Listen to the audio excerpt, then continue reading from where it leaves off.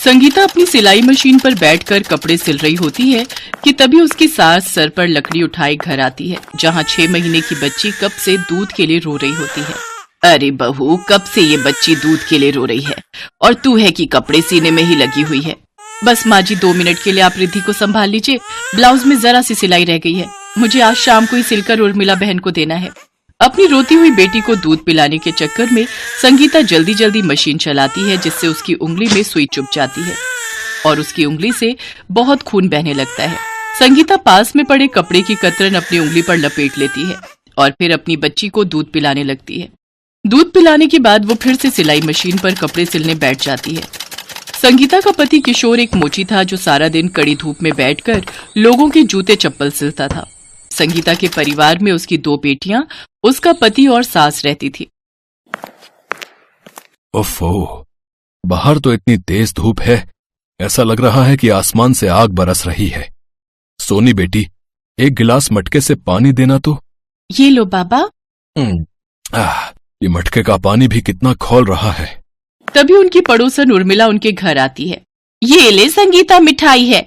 वो क्या है ना, मैंने आज ही नया फ्रिज लिया है। अरे वाह आंटी, फिर तो हमें भी बर्फ दोगी ना। अब हाँ, आ जाना लेने के लिए। अगले दिन से सोनी हर रोज उर्मिला के घर बर्फ लेने जाती है, लेकिन एक रोज उर्मिला उसको टोकते हुए कहती है, सोनी तेरा तो अब रोज रोज का हो गया है, जब देखो कटोरा लेकर आ जाती हो। अगर ठंडा पानी पीने का इतना ही शौक है तो जाकर कहो अपने गरीब माँ बाप से। सोनी रोते हुए घर आती है और अपनी माँ को सारी बात बताती है। माँ, हम इतने गरीब क्यों हैं? गर्मी तो हम गरीबों को भी लगती है ना। फिर सोनी उदास होकर सो जाती है। अपनी बच्ची का उदास चेहरा देख संगीता और किशोर को बहुत बुरा लगता है। ऐसे ही समय बीतता है। एक शाम संगीता की सास आशा लकड़ियां लेने जंगल जाने लगती है। तभी उसे चक्कर आने लगते हैं। माँ जी, आपकी तबीयत ठीक नहीं लगती, आज आप रहने दीजिए, जंगल मैं चली जाती हूँ लकड़ियां लेने। संगीता कुल्हाड़ी उठाकर जंगल चली जाती है और तभी उसे किसी की आवाज आती है। वो छुपकर देखती है कि एक तांत्रिक कुछ तंत्र विद्या कर रहा है और उसके सामने एक पिंजरे में एक मैना कैद है, जिसे देख वो तांत्रिक कहता है, अब मैं तुझे मार कर खाऊंगा और फिर मैं बहुत शक्तिशाली हो जाऊंगा। अरे, मुझे इस मैना को कैसे भी करके बचाना होगा। संगीता एक लकड़ी से उस तांत्रिक के सर पर वार कर देती है, जिससे वो बेहोश होकर वहां गिर जाता है और फिर संगीता उस मैना को पिंजरे से आजाद कर देती है। वो मैना एक परी में बदल जाती है। मेरी जान बचाने के लिए तुम्हारा बहुत बहुत शुक्रिया। बताओ, तुम्हें मुझसे कोई मदद चाहिए तो? संगीता उस परी को अपनी सारी परेशानियां बताती है। मेरे साथ साथ मेरी बच्चियों और मेरे परिवार के लोगों को भी ये गर्मी की मार झेलनी पड़ती है। ये लो, इस बोतल में जादुई जल है, तुम इन्हें जिन भी कपड़ों पर छिड़कोगी वो बर्फ के कपड़े बन जाएंगे। ना तो उन कपड़ों से कभी बर्फ पिघलेगी और ना ही इस बोतल से ये जल कभी खत्म होगा। घर आकर संगीता सबसे पहले अपनी बड़ी बेटी के सिले हुए गाउन पर उस जल को छिड़कती है। पल भर में ही वो गाउन बर्फ का गाउन बन जाता है। माँ, ये तो बहुत ही सुंदर है और ठंडा इतना कि ऐसा लग रहा है जैसे हम एसी की ठंडी हवा में हो। फिर संगीता अपनी सास, पति और अपने कपड़ों पर भी वो जल छिड़कती है, जिससे उनके कपड़े बर्फ के बन जाते हैं। संगीता, अगर तुम बर्फ के गाउन बनाकर बेचो तो तुम्हें अच्छा खासा मुनाफा हो सकता है। इसके बाद संगीता सुंदर सुंदर गाउन बनाती है और उन पर वो जल छिड़कती है, जिससे वो बर्फ के बन जाते हैं। फिर किशोर उन्हें बाजार में बेचकर आता है, जिससे उन्हें खूब मुनाफा होता है। अब हर जगह से उनके पास ऑर्डर आने लगते हैं, जिससे उनके दिन बदल जाते हैं और अब किशोर भी संगीता की काम में मदद करता है। अब उनके बुरे दिन खत्म हो जाते हैं और वो काफी अमीर हो जाते हैं।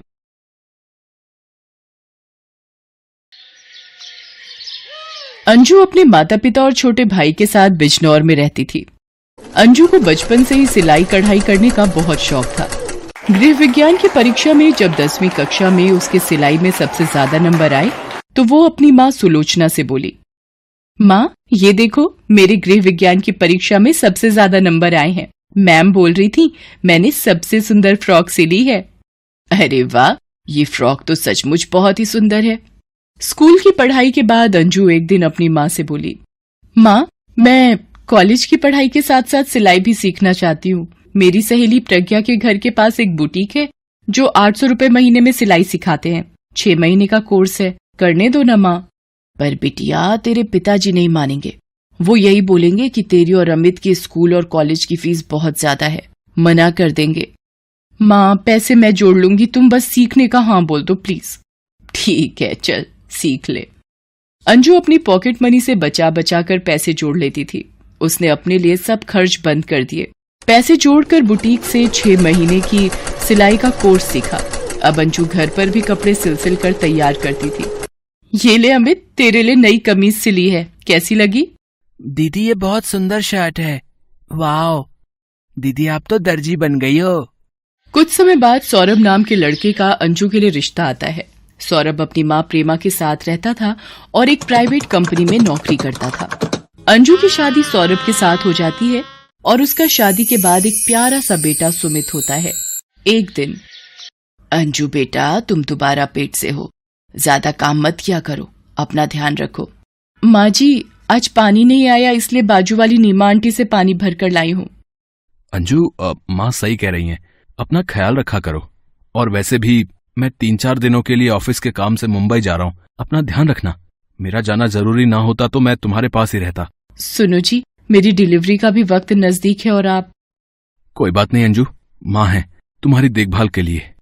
पापा आप मेरे लिए मुंबई से क्या लाओगे? मैं तुम्हारे लिए ढेर सारे खिलौने लाऊंगा, ठीक है? सौरभ ऑफिस के काम से फ्लाइट से मुंबई चला जाता है। रास्ते में सौरभ का प्लेन क्रैश हो जाता है, जिसमें सौरभ के साथ बहुत से लोग मारे जाते हैं। उधर सुमित, पहले अपने स्कूल का होमवर्क करो, बाद में टीवी देखना। मम्मी बस थोड़ी देर कार्टून देखने दो ना। अभी अभी खबर मिली है, मुंबई जाने वाला प्लेन रास्ते में ही क्रैश हो गया है, जिसमें बहुत से यात्री मारे गए हैं। प्लेन क्रैश में सौरभ का देहांत हो जाता है। अंजू की तो मानो जिंदगी पर दुखों का पहाड़ टूट गया। बूढ़ी सास, छोटा बेटा और एक वो जिसने अभी तक दुनिया में जन्म ही नहीं लिया।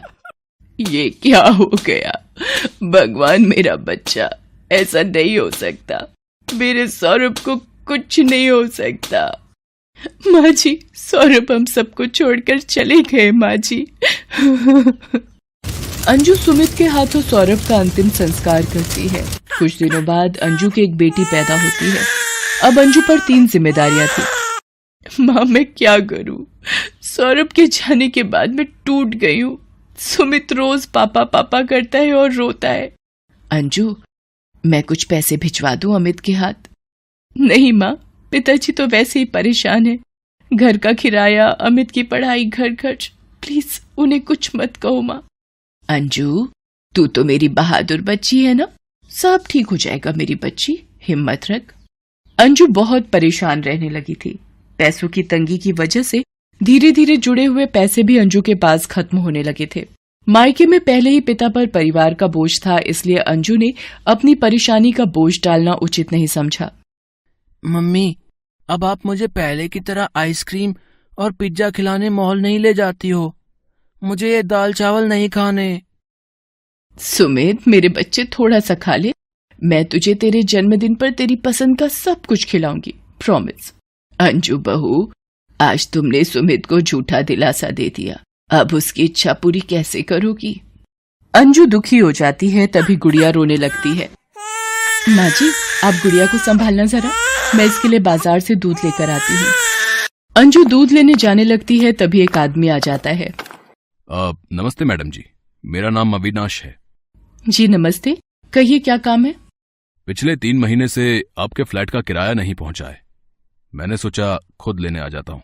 60,000 रुपए आपका 3 महीने का किराया है, 20,000 रुपए महीना के हिसाब से। अविनाश जी मुझे थोड़ा सा वक्त दे दीजिए, मैं किराया दे दूंगी। देखिए मैडम, मैंने पहले ही 3 महीने से कुछ नहीं बोला, अब मेरा पैसा चुकाओ, और अगर इतने महंगे किराए के फ्लैट में नहीं रह सकते तो मेरा फ्लैट खाली कर दो। मेरे पास और भी किराएदार आ रहे हैं जो अच्छा किराया देने को तैयार हैं। अंजू अपना सोने का मंगलसूत्र बेचकर अविनाश के फ्लैट का किराया भरती है और फ्लैट खाली कर देती है। अंजू बच्चों को और सास को लेकर दिल्ली आ जाती है। वहां एक बस्ती में उसे 1500 रुपए किराए का एक कमरे का मकान मिल जाता है। माँ जी मैं पड़ोस में लगे सरकारी नल से पानी भर कर लाती हूँ। अरे भैया 700 रुपए की लेनी है तो ले ले, वरना अच्छी खासी सिलाई मशीन है मेरी, वो तो उम्र के साथ अब नजर कमजोर हो गई है, वरना अपनी उम्र में मैं थोड़ा बहुत उधड़ा सिल ही लेती थी। रहने दो माँ जी, मुझे नहीं लेनी। 500 से ज्यादा नहीं दूंगा, इसके जंक खाई सिलाई मशीन है। रहने दे जा, मुझे नहीं बेचनी। महिला सिलाई मशीन वापस अपने पास रखने लगती है। तभी अम्मा जी, क्या ये सिलाई मशीन आप मुझे बेच सकते हो? मैं आपको 700 रुपए दे देती हूँ। पहले तो इस गली में तुम्हें नहीं देखा, इस एरिया में नई आई हो क्या? जी अम्मा जी, मेरा नाम अंजू है, पहले मेरठ रहते थे, 2 दिन पहले ही दिल्ली आई हूँ। अच्छा, वैसे मेरा नाम सुशीला है। तुम ये मशीन खरीदना चाहती हो, ठीक है, पर तुम कुछ परेशान दिखाई दे रही हो। सुशीला अंजू के पड़ोस में ही रहती थी। अंजू अपने दुख को दबाए घूम रही थी। सुशीला के पूछने पर अंजू रो पड़ी और उसके दुख का सारा गुबार सुशीला के आगे फूट पड़ा। तुम रो मत अंजू, एक काम करो, तुम ये सिलाई मशीन ले लो और अपना दर्जी का काम शुरू करो। मैं तो वैसे भी ये मशीन बेच ही रही थी, अब तुम्हारे काम आ जाए, इससे बड़ी क्या बात होगी। आपका बहुत बहुत धन्यवाद अम्मा जी। सुशीला बहुत ही नेक दिल की महिला थी। अंजू ने सारी बात अपनी सास को बताई। 2 दिन बाद, अरे अंजू बिटिया कहाँ हो? अरे अम्मा जी आप? माँ जी, ये सुशीला अम्मा है। अंजू, ये मेरी भाभी रहने आई हुई हैं। साड़ी के साथ का ब्लाउज पेटीकोट शाम तक कोई दर्जी सिल कर दे ही नहीं रहा। रात को इन्हें शादी में जाना है, क्या तुम ये ब्लाउज पेटीकोट सिल दोगी शाम तक? जी अम्मा जी, मैं अभी दोपहर तक ही आपका ये काम कर देती हूँ, आप फिटिंग भी चेक कर लेना। अंजू दोपहर तक ब्लाउज पेटीकोट सिलकर तैयार कर देती है। अम्मा जी, ये आप एक बार फिटिंग चेक करवा लीजिए अपनी भाभी से। अंजू, भाभी को तुम्हारे द्वारा सिले गए ब्लाउज पेटीकोट की फिटिंग बिल्कुल सही आई है, वो तो बहुत खुश है फिटिंग देखकर। अच्छा ये बता, मेरी दर्जी बहू की पहली सिलाई के कितने पैसे हुए? अम्मा जी, आपने मेरे लिए इतना कुछ किया है, आपसे पैसे मैं कैसे ले सकती हूँ? नहीं अंजू बेटा, फिर भी तूने मेहनत की है। अच्छा ये 200 रुपए रख भाभी की तरफ से सिलाई के। अंजू, सुशीला बहन वाकई में बहुत अच्छी है। धीरे धीरे सुशीला और भी मोहल्ले की औरतों को अंजू के पास लाने लगी। आस पड़ोस में सभी औरतें अब अंजू से ही कपड़े सिलवाती थीं। धीरे धीरे अब अंजू के पास सिलाई का काम आने लगा। सुशीला को तो मानो भगवान ने अंजू की मदद के लिए ही भेजा था। माँ जी, भगवान की कृपा से और सुशीला जी के साथ से अब मेरी थोड़ी बहुत कमाई शुरू हो गई है। मैं सुमित को यहाँ किसी स्कूल में दाखिल करवा देती हूँ। ठीक है बहू, तुमने सौरभ के जाने के बाद इतनी मुश्किलों के बीच हम सबका ख्याल रखा। तुम बहुत ही हिम्मत वाली हो अंजू बहू। अंजू ने सुमित को फिर से स्कूल में दाखिल करवा दिया और अब अंजू सारा दिन सिलाई का काम करती और साथ ही अपनी सास और दोनों बच्चों की देखभाल भी करती। जिंदगी के संघर्षों के बीच जीना अंजू सीख चुकी थी और सौरभ के जाने के बाद अंजू ने खुद को संभाल कर परिवार को भी संभाला और अपनी मेहनत से सिलाई के काम से घर को चलाना शुरू कर दिया। हेलो दोस्तों, कैसे हैं आप सब? हमारी कहानियाँ देखने के लिए हमारे चैनल को सब्सक्राइब कीजिए और हाँ, बेल आइकॉन पर क्लिक करना मत भूलिएगा।